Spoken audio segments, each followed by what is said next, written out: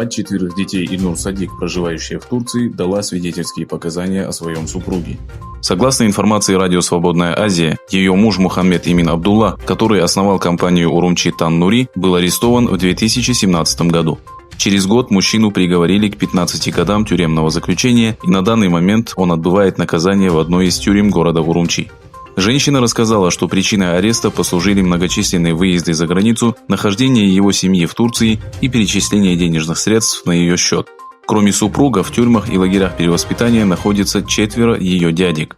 Ильнур Ханум потребовала от мирового сообщества оказать давление на Китай, репрессирующий и эксплуатирующий народ Восточного Туркестана.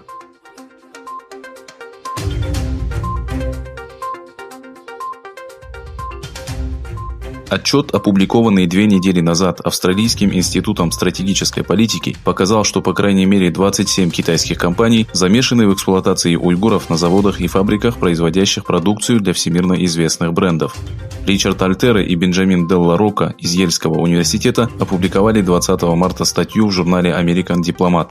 Студенты сообщили, что правительство США имеет юридические и моральные обязательства в этом отношении. Кроме того, студенты подчеркнули, что настало время начать расследование по поводу принудительного труда уйгуров и других тюрков, а также призвали таможенное и пограничное агентство США, в том числе и американские компании, провести надзор за линией производства продукции для устранения этой проблемы.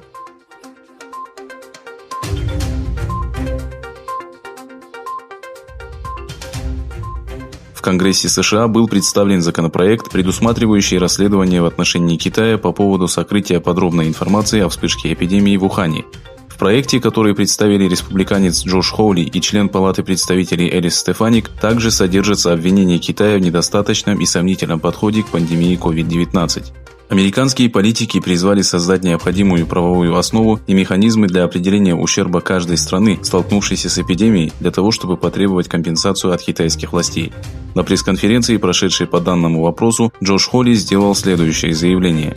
Китай скрывал подробности эпидемии с декабря прошлого года. Власти Поднебесной приказали лабораториям уничтожить все образцы и потребовали от врачей хранить молчание. В свою очередь, Элис Стефаник заявила, что Китай несет ответственность за смерть сотен граждан США и других стран.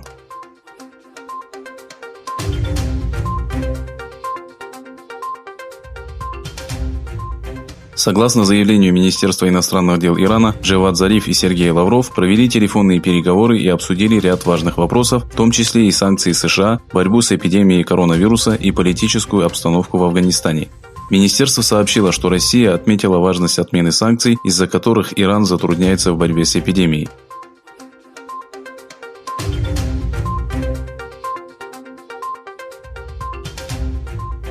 Число инфицированных по всему миру превысило 410 тысяч человек.